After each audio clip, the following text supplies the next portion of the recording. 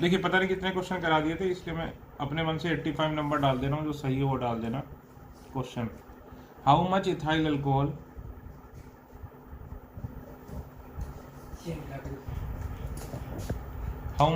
Alcohol must be added to 1 litre water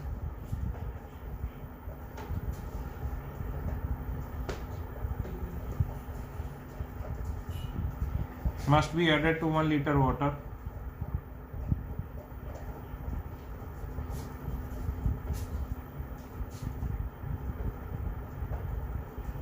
how much ethyl alcohol must be added to 1 liter water so that solution does not freeze at -4 degree Fahrenheit, so that solution does not freeze at -4 degree Fahrenheit.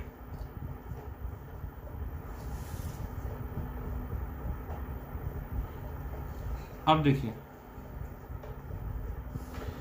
ये Fahrenheit में है, delta T F kelvin में हो या Celsius में हो वो same होता है, but not in Fahrenheit.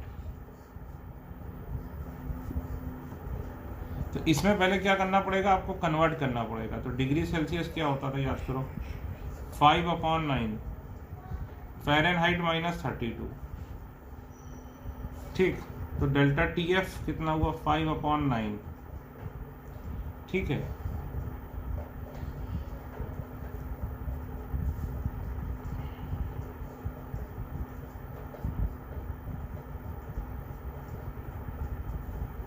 Sorry, मतलब डिग्री सेल्सियस में कितना हुआ, फ़ारेनहाइट कितना है, -4 -32, ये कितना हो गया, -5 × 36/9।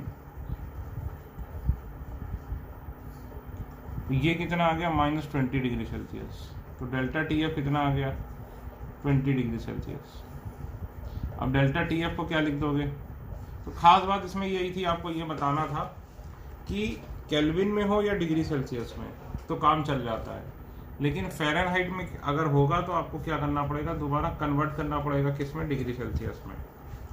तो delta T F = KF × M। ठीक, तो 20 = KF कितना है, 1.86 × M। M कितना हो गया, 20/1.86। ठीक, तो M कितना आ गया, 10.75। अब 1 लीटर वाटर है, तो 1 लीटर वाटर का वेट क्या हो गया, 1 kg। तो मोलारिटी क्या होगी बताओ, weight upon molecular weight upon weight of water यानी सॉल्वेंट इन kg। तो 10.75 = वेट कितना है वो निकालना है, मॉलिक्यूलर वेट इथाइल अल्कोहल का।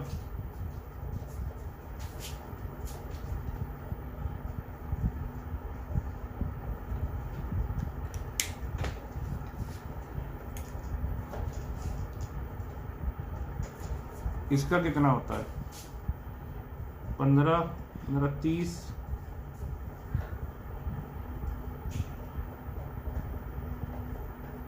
30 और 32 62 upon weight of water. Weight of water कितना है भाई, 1 kg। तो वेट कितना हो गया, 10.75 × 62 ग्राम्स।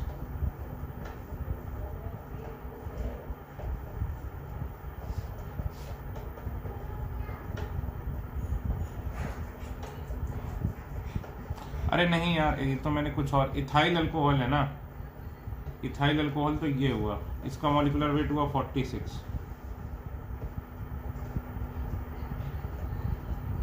ये इथाइल अल्कोहल नहीं है ना, ये इथाइल अल्कोहल। ठीक, अब देखिए लास्ट क्वालिटेटिव प्रॉपर्टी,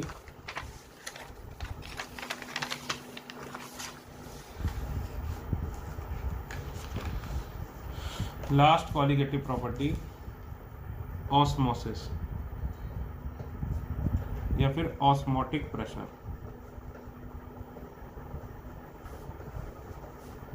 ठीक, ये क्या है, लिखो, osmosis is the spontaneous flow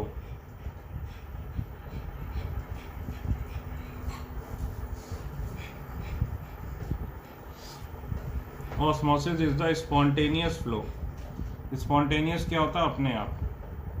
osmosis is the spontaneous flow of solvent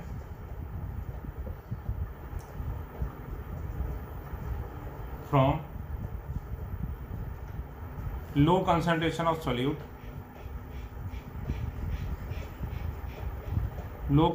of solute to high concentration of solute through a semi permeable membrane.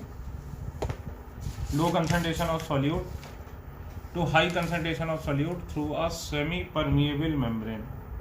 देखो सर नहीं समझ में आया, देखिए ये है semi permeable membrane.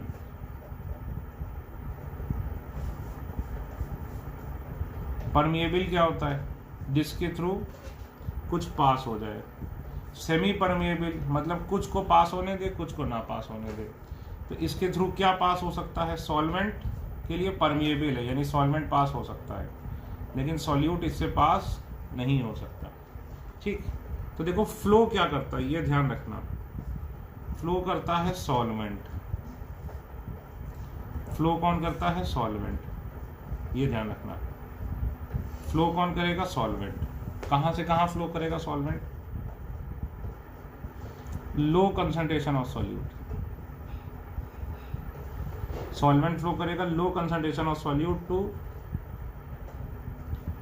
High concentration of solute. Low concentration of solute to high concentration of solute. ठीक है, और केवल सॉल्वेंट का फ्लो होगा, सॉल्यूट का फ्लो नहीं होगा। सॉल्वेंट का फ्लो होगा, सॉल्यूट का फ्लो नहीं होगा। तो लिख लो भाई। और कंसंट्रेशन किसकी बात करते हैं? सॉल्यूट की। ठीक है, ध्यान रखना कि जिसकी कंसंट्रेशन की बात कर रहे हैं, सॉल्यूट की, फ्लो कर रहा है क्या? Solvent.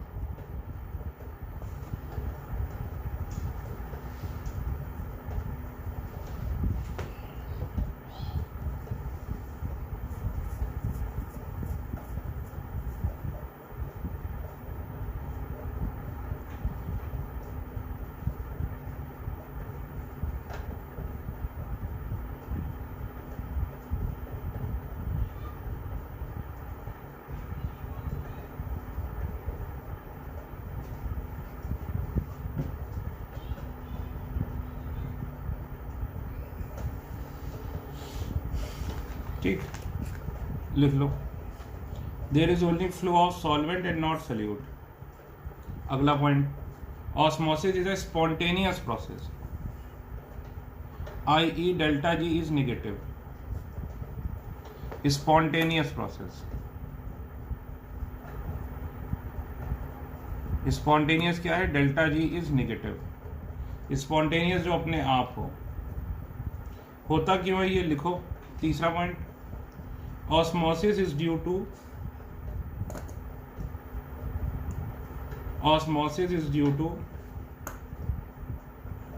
difference in vapor pressure between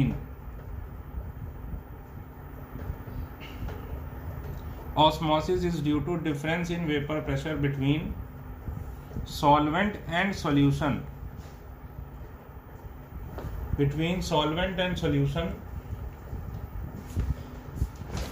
separated by semi permeable membrane।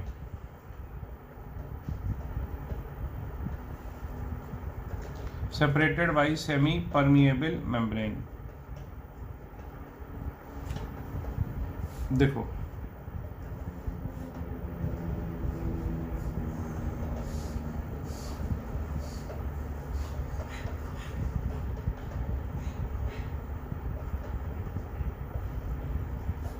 अब मान लीजिए यहां पर सॉल्यूशन है,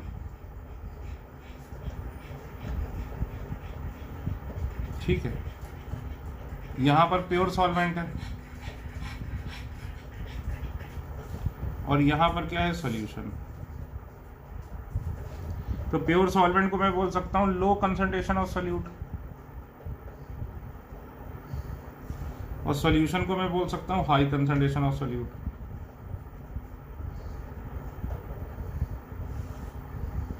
ठीक, अब यहां पर लो कंसंट्रेशन ऑफ सॉल्यूट है तो यहां का वेपर प्रेशर क्या होगा भाई? ज्यादा होगा। याद करो, यहाँ पर भाई सॉल्यूट डालने से वेपर प्रेशर कम हो जाता है, तो इसका लो वेपर प्रेशर होगा, सपोज 180 mm लो वेपर प्रेशर, और यहाँ पर क्या होगा, high vapour pressure, let us से 200 mm। तो प्रेशर तो हर पॉइंट पे सेम रहता है, तो यहाँ पे सोचो, यहाँ पे प्रेशर है कितना, 200 mm, यहाँ पे प्रेशर कितना है, 180 mm। तो बताओ क्या होगा, किधर फ्लो होगा, हाई प्रेशर से लो प्रेशर। भाई हाई कंसंट्रेशन ऑफ सॉल्यूट का मतलब क्या हुआ, लो वेपर प्रेशर, है कि नहीं, और लो कंसंट्रेशन ऑफ सॉल्यूट का मतलब क्या हुआ, हाई वेपर प्रेशर। तो इसीलिए देखो भाई, फोर्स, ड्राइविंग फोर्स क्या, वेपर प्रेशर, यहाँ प्रेशर ज़्यादा है, यहाँ प्रेशर कम है, तो इसीलिए इस तरीके से हो रहा है, ठीक है। और ऐसा नहीं कि इधर से इधर ही होता है, देखो होता क्या है, थोड़ा सा इधर भी होता है, ज़्यादा इधर होता है, तो नेट किधर होता है, नेट फ्लो किधर होता है, इधर से इधर। ये देखो इधर छोटा सा इधर नेट फ्लो होता है, सपोज करिए ये 500 ml इधर से इधर आ रहा है, तो इधर से इधर भी कितना आएगा, 100 ml। तो नेट फ्लो क्या हुआ बताओ, इधर से इधर आएगा, समझे ना, नेट। तो यहां पर लिखना है net flow of solvent. Solvent इधर से इधर भी जाता है, इधर से इधर भी जाता है, ध्यान रखना, लेकिन तब भी बोलते ये हैं कि लो से हाई जाता है, क्यों, क्योंकि अगर इधर से इधर 100 गया तो इधर से इधर 500 जाएगा।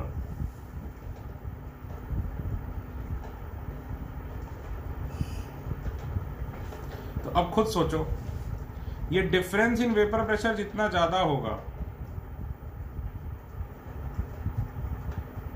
भाई खुद सोचो, 200 और इधर से 180, तो केवल 20 का डिफरेंस, इधर 200 इधर 100, तो 100 का डिफरेंस, तो इधर से इधर 100 के डिफरेंस में ज्यादा मूव करेगा, तो डिफरेंस इन वेपर प्रेशर ज्यादा, तो ऑस्मोटिक प्रेशर भी ज्यादा, ठीक है। तो डिफरेंस इन वेपर प्रेशर क्यों आएगा, relative lowering of vapour pressure की वजह से, लिख लीजिए।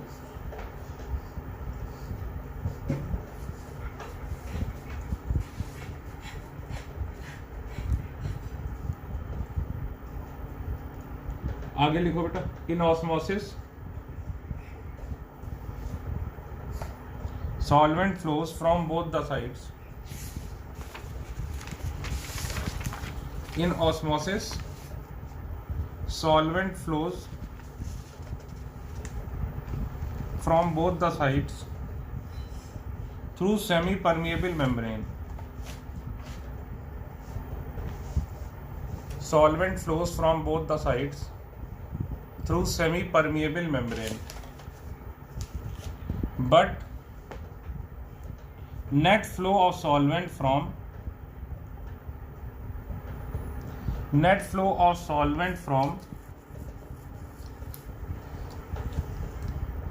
low concentration of solute to high concentration of solute is more than, from high concentration of solute to low concentration of solute.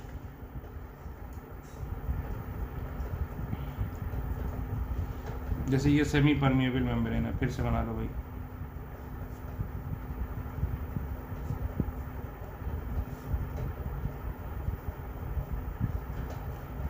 ठीक। यहाँ क्या है, हाई कंसंट्रेशन ऑफ सॉल्यूट,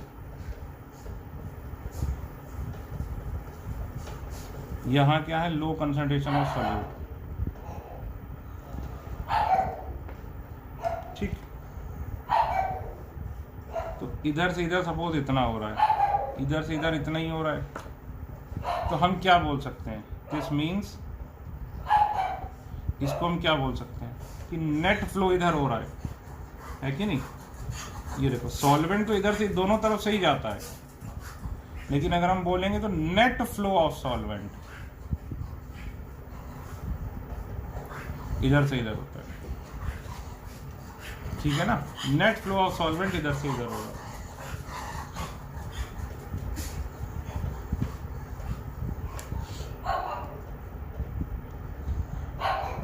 लिख लो, hence net flow of solvent is from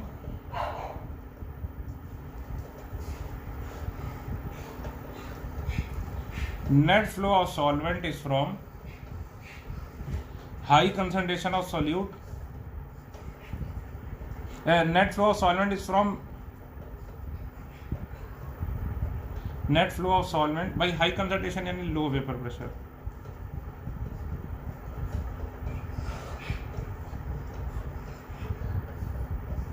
ये गलत लिखा है मैंने, देखो यहाँ लो होना चाहिए था, यहाँ हाई होना चाहिए था. कैसे भाई? लो कंसंट्रेशन यानी हाई वेपर प्रेशर. रीजन सोचो ना, जाएगा क्यों, ये मैंने गलत लिखा था. और हाई कंसंट्रेशन यानी लो वेपर प्रेशर. ये देखो, तो नेट फ्लो कहां से कहां होगा? Low concentration of solute to high concentration of solute. ये ठीक कर लो बेटा. तो लिख लो hence net flow is from low concentration of solute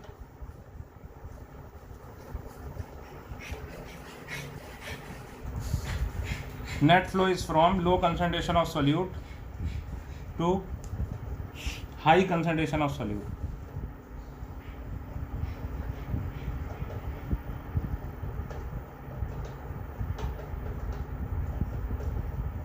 ठीक. Examples of semi permeable membrane: CuFeCN whole 6, cupric ferrocyanide,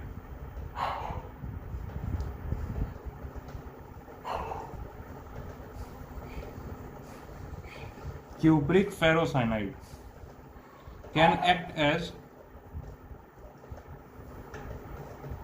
artificial semi-permeable membrane.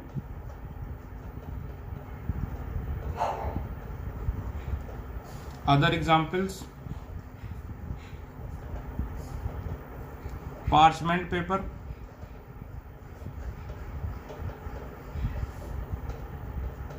cellophane, etc.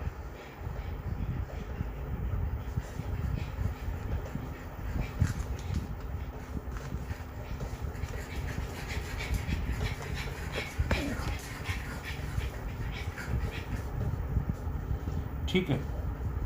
अब लिखो some natural semi-permeable membrane are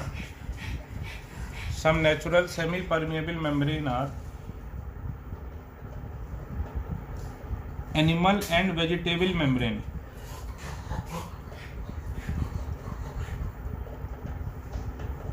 Which are just under the skin of animals.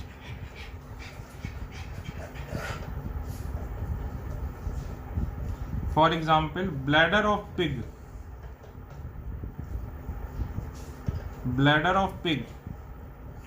is the most commonly used animal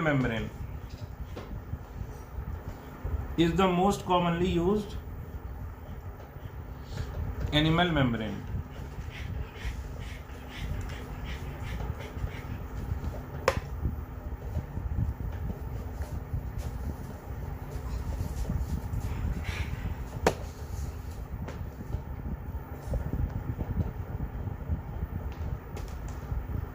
ठीक. Question: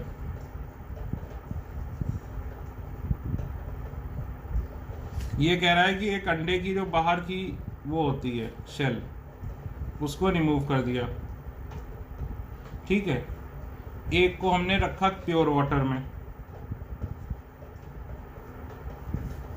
और दूसरे अंडे को हमने रखा, भी ये फोटो मत बनाइएगा, ये आपको समझाने के लिए केवल लिख रहा हूं, NaCl सॉल्यूशन में. तो बताओ किसमें अंडा फूल जाएगा, किसमें अंडा पिचक जाएगा. ठीक है. लिखिए question: outer hard shell of 2x. Question कितना हो जाएगा? ये 86.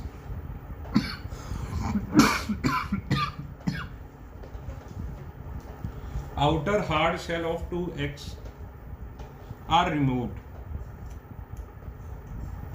One egg is placed in pure water. One egg is placed in pure water and another is placed in NaCl solution.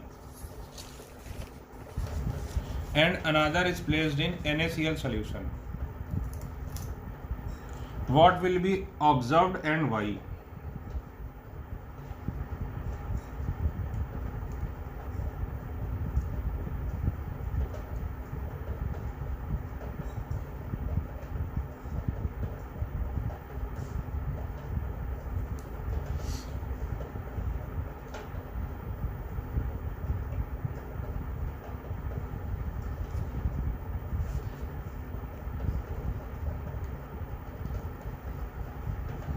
ठीक, अब देखो ये जो एग की शेल होती है ये भी क्या है, सेमी परमिएबल मेम्ब्रेन।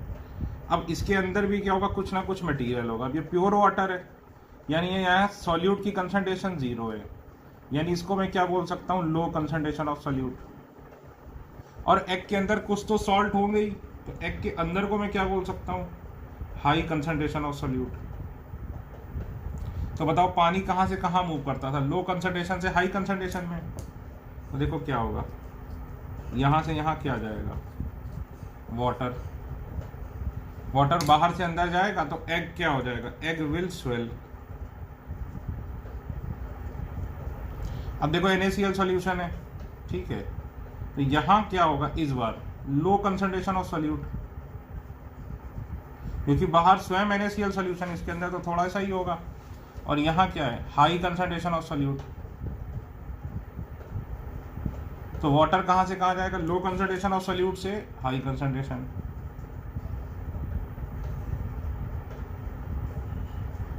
यानी वाटर का मूवमेंट ये रहेगा, ठीक। तो एग क्या होगा, एग विल श्रिंक।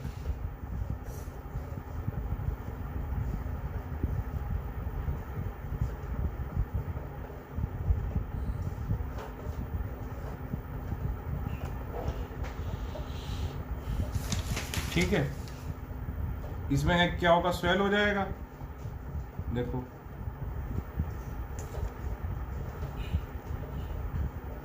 अगर ये पहले का एग था, अब का एग इतना बड़ा हो जाएगा, एग विल स्वेल। और इसमें क्या होगा, एग विल श्रिंक। अगर ये पहले का एग था तो अब एग इतना बड़ा रह जाएगा, एग विल श्रिंक। लिख लो, ये क्यों स्वेल होगा, इसमें पानी अंदर चला गया। ये क्यों श्रिंक हो गया, क्योंकि इसमें से पानी बाहर चला गया।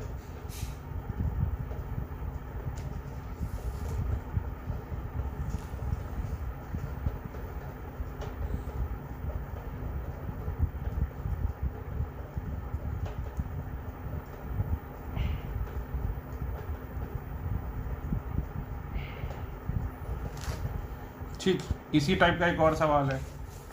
आपने देखा होगा सब्जियां खास करके गाजर, मूली, खास करके मूली आपने देखा होगा बहुत पतली हो जाती है अगर बहुत देर अगर फ्रिज में ना रखी रहे या धूप में रखी रहे, लेकिन उसको पानी में डाल दो तो वो फिर से मोटी हो जाती है, स्वेल हो जाती है। ऐसा क्यों? तो देखो question 87, when dehydrated fruits and vegetables, आपने देखा होगा सब्जी वाले पानी मारते रहते हैं सब्जी पे।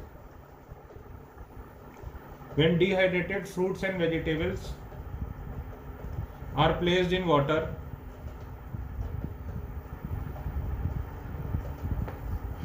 they slowly swell.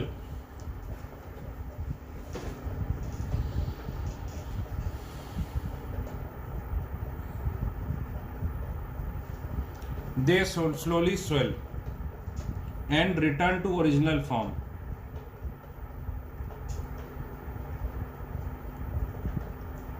They slowly swell and return to original form. Explain why. आगे लिखो, would temperature increase will accelerate the process. Explain. Would temperature increase will accelerate the process. Explain.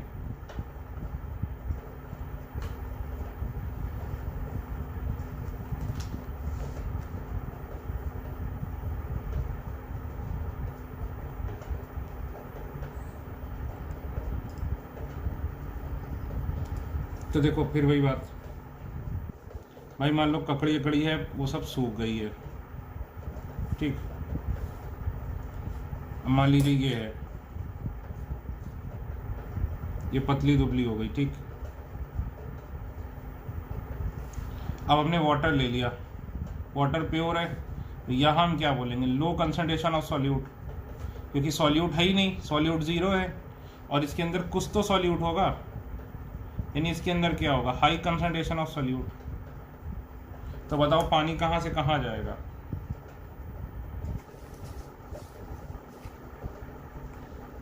इधर से इधर जाएगा,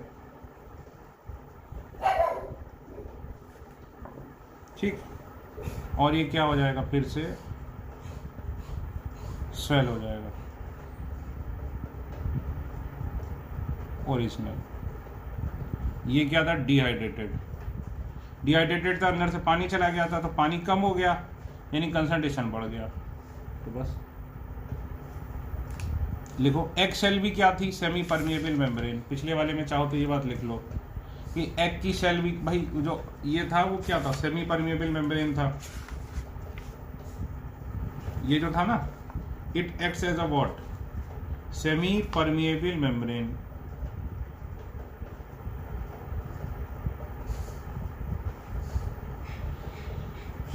ठीक, लिखो the cell wall of fruits and vegetable acts as semi-permeable membrane.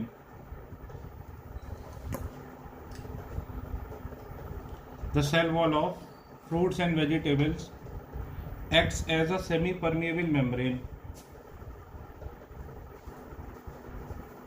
आगे लिखो the liquid in the cells of dried,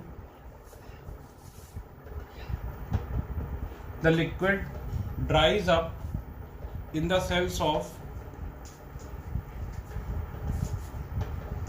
fruits and vegetable. When these dried fruits and vegetables are placed in water,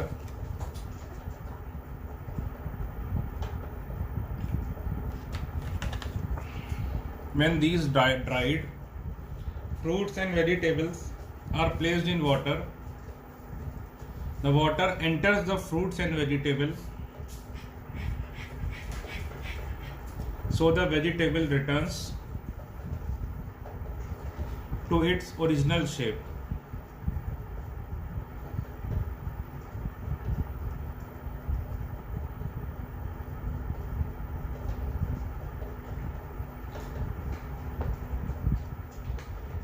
ठीक, line change करके लिखो भाई, temperature बढ़ाने से क्या होगा, increase in temperature increases the osmotic pressure, so process will accelerate.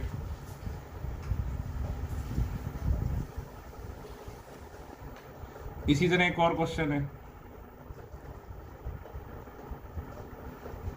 कि भाई इंजेक्शन जब लगाते हैं, ये मान लो ब्लड है, ब्लड का जो लिक्विड फॉर्म होता है उसको ब्लड प्लाज्मा बोलते हैं। जब इंजेक्शन लगाते हैं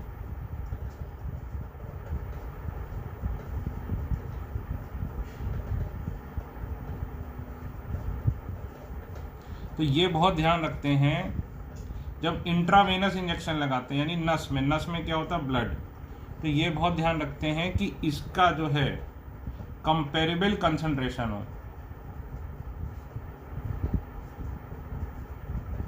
जो इंजेक्शन है उसका जो है वो कंपेरेबल कंसंट्रेशन हो। ऐसा क्यों, इसका जो कंसंट्रेशन है वो ब्लड से कंपेरेबल हो, ऐसा क्यों, मतलब लगभग सेम होना चाहिए। अरे भाई लगभग सेम नहीं होगा तो क्या होगा, ये जो आरबीसी डब्ल्यूबीसी हैं, या तो इनमें से वाटर बाहर चला जाएगा या तो इसमें से वाटर अंदर आ जाएगा, जैसे एग शेल में होता था, तो दोनों ही केस में बॉडी को नुकसान होगा, इसीलिए क्या करते हैं, ये कंपेरेबल कर देते हैं। क्वेश्चन लिखो, why great care is taken in intravenous injections, why great care is taken in intravenous injections to have comparable concentration of solution, to have comparable concentration of solution to be injected to blood plasma, to be injected to blood plasma। ठीक है, ये photo बना लो, तुमको question याद रहेगा।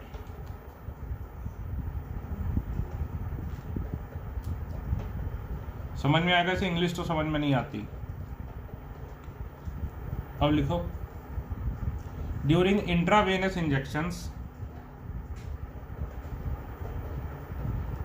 During intravenous injections the concentration of solution to be injected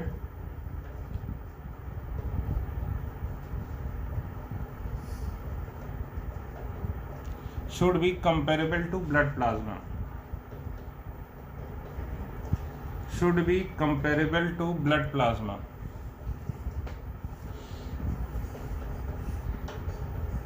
Line change. If the solution is less concentrated,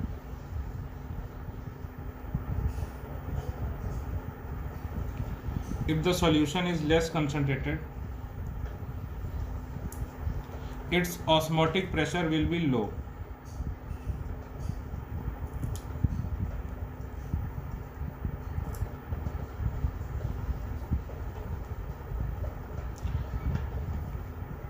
ठीक है, ये लाइन वैसे पैराग्राफ चेंज करके लिखते तो ज़्यादा अच्छा होता कि if the solution is less concentrated, its osmotic pressure will be low. Then the water will try to move into the red blood cells.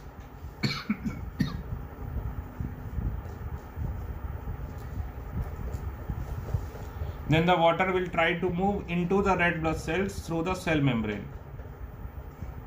As a result, cell will swell and burst.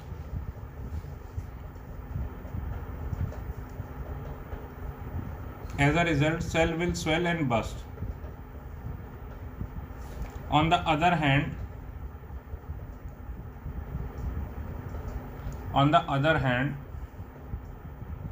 if the solution is more concentrated,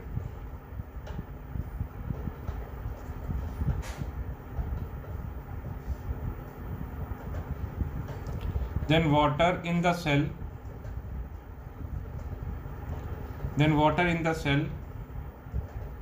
will try to move outside the cell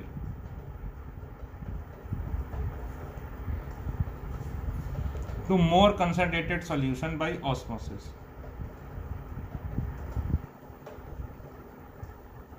To more concentrated solution by osmosis. This causes cell to shrink.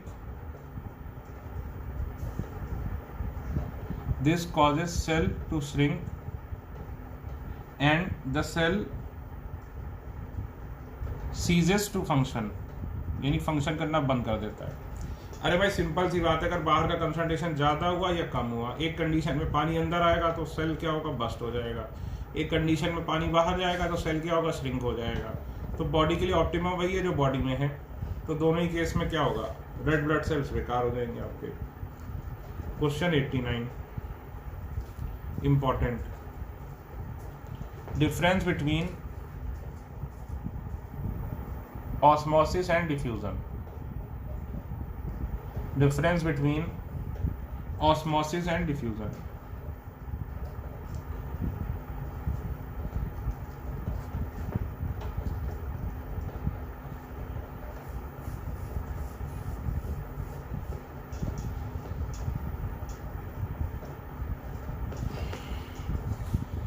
ठीक, लिखो, the process of osmosis takes place, the process of osmosis takes place through a semi permeable membrane. Osmosis में क्या जरूरी है कि क्या हो, semi permeable membrane हो। डिफ्यूजन में क्या है, लिखो, no semi permeable membrane is needed for the diffusion process. No semi-permeable membrane is needed for the diffusion process.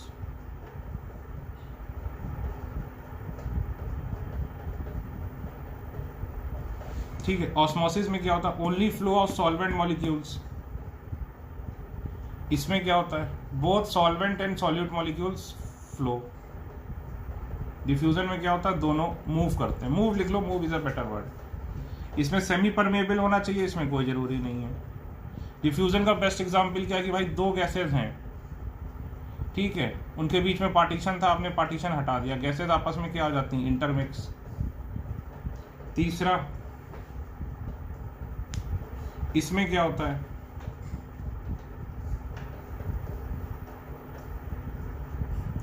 भाई लो कंसंट्रेशन ऑफ सॉल्यूट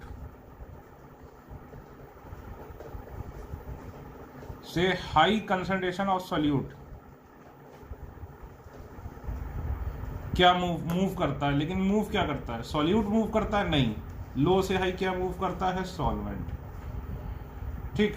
और उसमें भी क्या होना चाहिए, सेमी परमिएबल मेम्ब्रेन। डिफ्यूजन में क्या होता है, कोई भी मॉलिक्यूल हो वो अपनी हाई कंसंट्रेशन से किसमें जाता है, लो कंसंट्रेशन में,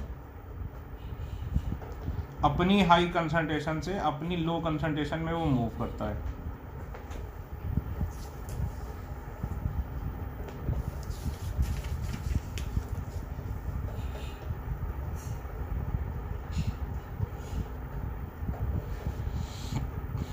अगला point, it is valid only for liquid solution only. It is valid for liquid solution only. Diffusion में लिखो, it occurs in both liquid solution as well as gaseous mixture. Liquid solution as well as gaseous mixture.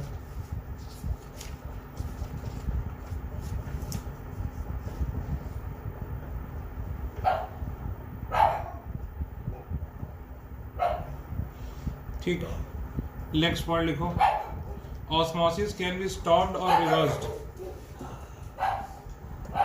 Osmosis can be stopped or reversed by applying additional pressure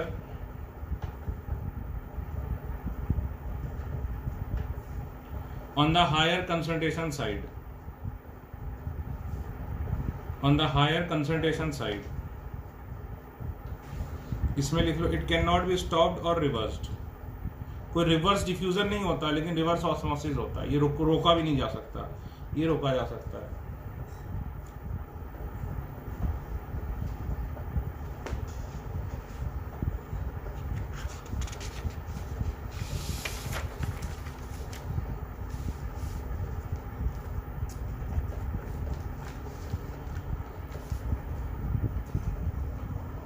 अब heading डालो osmotic pressure.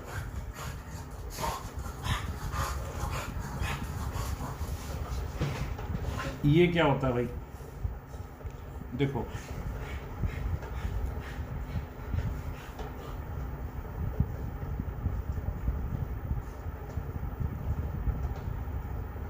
यहां क्या है, solution,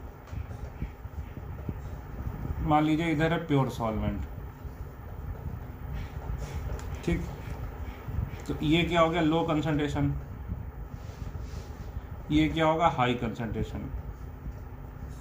high concentration यानी लो vapour pressure, low concentration यानी high vapour pressure. इधर का pressure ज़्यादा है तो ये इसको इधर धकेल देगा, तो यहाँ पर क्या होगा, सॉल्वेंट मूव करेगा, तो यहाँ क्या होगा, डिफ्यूजन, ठीक, ठीक है। तो ऑस्मोटिक प्रेशर क्या है,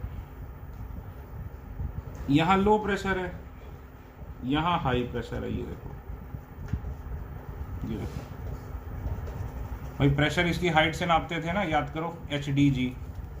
तो यहाँ हाई प्रेशर है, यहाँ लो, इधर आता जाएगा तो यहाँ प्रेशर कम होता जाएगा, यहाँ ज़्यादा होता जाएगा। तो ऑस्मोटिक प्रेशर क्या है, वो एक्स्ट्रा प्रेशर, यहाँ पर हम क्या लगा दें, एक्स्ट्रा प्रेशर। ये देखो, एक्स्ट्रा प्रेशर किधर लगाओगे, जहाँ पर प्रेशर कम था। प्रेशर कम कहाँ पर होगा, खुद बताओ। एक्स्ट्रा प्रेशर लगा दिया, इतना प्रेशर लगाया कि दोनों बराबर हो गए, ठीक। यहाँ हमने क्या लगाया, एक्स्ट्रा प्रेशर। किधर लगाओगे एक्स्ट्रा प्रेशर, सॉल्यूशन साइड में। सॉल्यूशन साइड यानी high concentration of solute, high concentration of solute. दूसरा क्या है, सॉल्वेंट। यहाँ क्या है, लो कंसंट्रेशन ऑफ सॉल्यूट। तो हाई कंसंट्रेशन ऑफ सॉल्यूट है, यानी यहाँ पर वेपर प्रेशर क्या है, लेस है। यहाँ पे वेपर प्रेशर क्या है, मोर है। तो इधर से इधर जा रहा था, तो ये एक्स्ट्रा प्रेशर इतना लगाया कि दोनों के प्रेशर देखो अब क्या हो गए, सेम। तो यहाँ पर क्या हुआ, डिफ्यूजन रुक गया, sorry osmosis has been stopped. क्यों स्टॉप हो गया, क्योंकि कोई नेट फ्लो नहीं है। अभी भी पानी इधर से इधर जाएगा और इधर से इधर जाएगा, ध्यान रखना, लेकिन अब दोनों तरफ बराबर है। पहले इधर छुटका सा जाता था और इधर जाता था मेन, ठीक है। लेकिन अब क्या हुआ, ऑस्मोसिस स्टॉप, क्योंकि जितना इधर से इधर जा रहा उतना इधर से इधर जा रहा, there is no net flow. तो ऑस्मोटिक प्रेशर वो एक्स्ट्रा प्रेशर है जो लगाने पर ऑस्मोसिस रुक जाता है, उसको हम क्या बोलते हैं, ऑस्मोटिक प्रेशर, जो लगाने पर प्रेशर रुक जाता है, ठीक। और इस प्रेशर को कैसे नाप सकते हो, HDG, ये पानी भरा हुआ है, ठीक है। लिखो, पहले लिखो फिर ये diagram banana. Osmotic pressure is the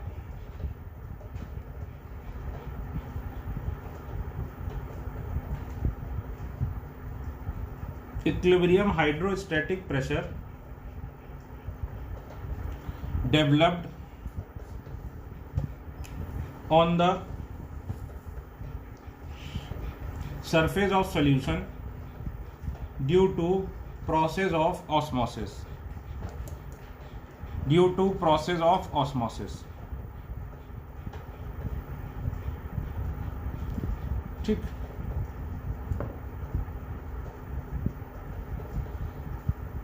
ठीक है, अब लिखो how to measure osmotic pressure.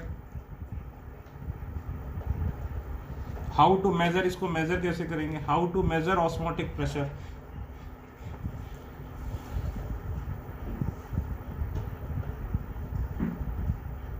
तो उसमें लिखो, उसका पहले लिखो प्रिंसिपल, कि osmotic pressure is the pressure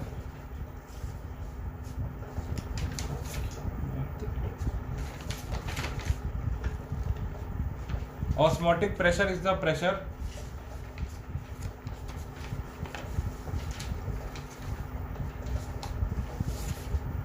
which must be applied to solution side, which must be applied to solution side. Osmotic pressure is the extra pressure which must be applied to solution side so as to prevent the entry of solvent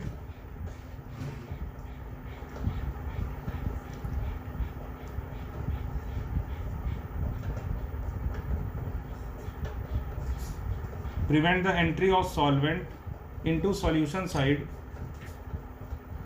through semi-permeable membrane.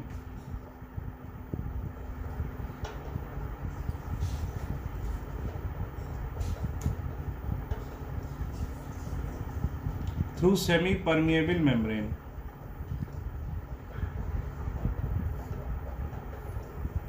Bracket में लिखो IE to prevent osmosis.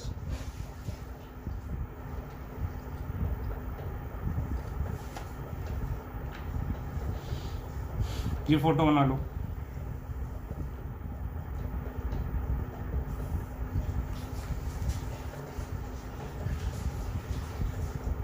ठीक है। इसको osmotic pressure को pipe इससे दिखाते हैं,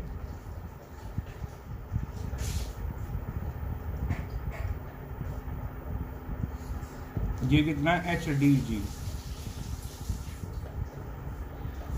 लिख लो। इट इज मेजर्ड बाई, ये डायग्राम बनाने के बाद, Barclays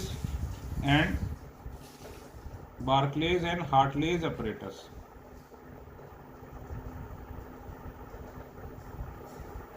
Barclays and Hartley apparatus। अब देखो रिवर्स ऑस्मोसिस क्या होता है, जो हम घरों में यूज नहीं करते पानी साफ करने के लिए, RO। ठीक। अब देखो रिवर्स ऑस्मोसिस क्या होता है, देखते हैं।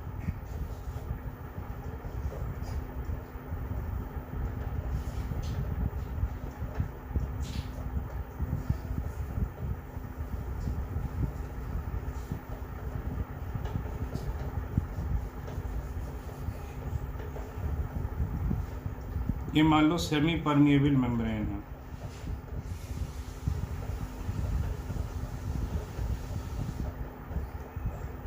ठीक। अब यहां पर सॉल्यूशन साइड है, यहां पर सॉल्वेंट है, ठीक है। तो यहां क्या है, हाई कंसंट्रेशन,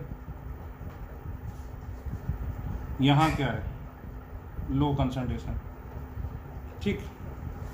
मान लीजिए यहां पर वाटर प्लस इम्प्योरिटीज हैं और यहां पर प्योर वाटर है। तो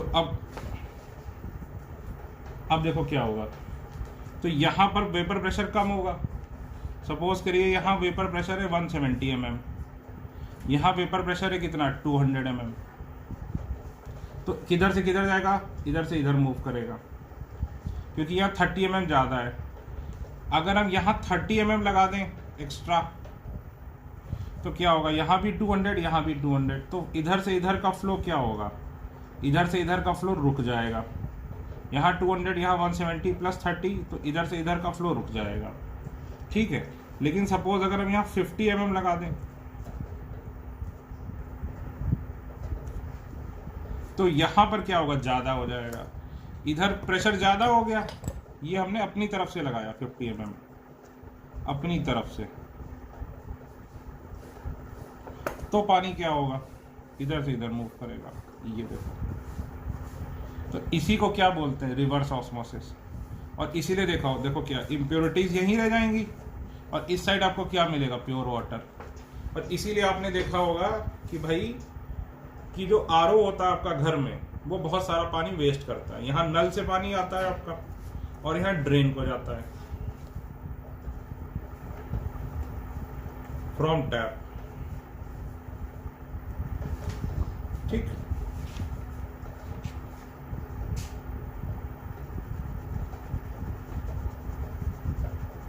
तो यही क्या रिवर्स ऑस्मोसिस। भाई 30 mm लगाने पर प्रेशर ऑस्मोसिस रुक जाता, लेकिन हमने उससे ज्यादा कर दिया तो क्या हुआ, उधर जाने लगा। तो इसको हम क्या बोल देंगे, ये क्या हो गया यहाँ पर, रिवर्स ऑस्मोसिस। लिखो, if extra pressure is applied, if ऐसे लिखो मैं बताता हूं, pressure on the solution side is less, pressure on the solution side is less than the pressure on solvent side.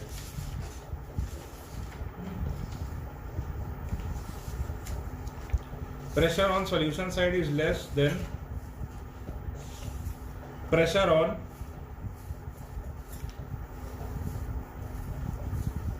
pressure on solvent side.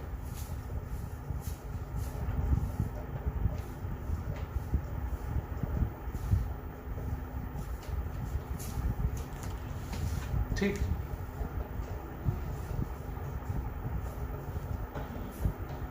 If we apply extra pressure on the solution side, so that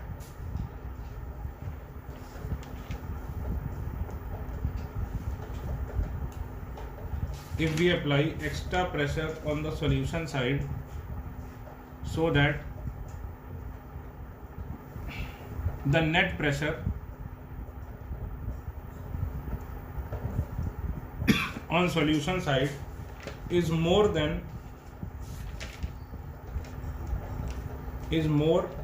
the net pressure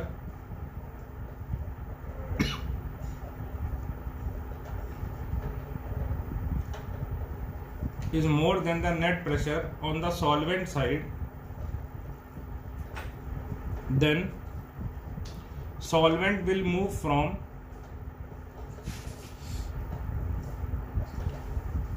high concentration of solute to low concentration of solute.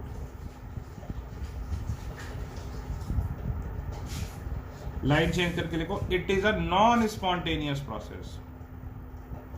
भाई spontaneous अपने आप क्या होता है, अगर इधर से इधर जाता तो अपने आप का उल्टा करोगे तो नॉन स्पॉन्टेनियस है। It is a non spontaneous process. Sir spontaneous और नॉन स्पॉन्टेनियस प्रोसेस क्या होता है? स्पॉन्टेनियस क्या होता है? जो अपने आप हो। फॉर एग्जाम्पल जैसे आपका क्लास में शोर मचाना जब टीचर क्लास से बाहर जाए, तो वो कैसा प्रोसेस है? स्पॉन्टेनियस। नॉन स्पॉन्टेनियस प्रोसेस क्या है? आपकी पढ़ाई करना। भाई उसके लिए आपको कोई ना कोई चाहिए जो आपको डांटे, अपने मन से तो पढ़ोगे नहीं, तो अपने मन से नहीं चलेगा। इसलिए देखो बिजली आती है, जब लाइट आएगी तभी आरओ चलेगा, क्योंकि लाइट से इलेक्ट्रिकल एनर्जी आती है, उसको फिर किसी तरह प्रेशर में कन्वर्ट करते हैं। ठीक है, ये बना लो, लिख लो application purification of sea water.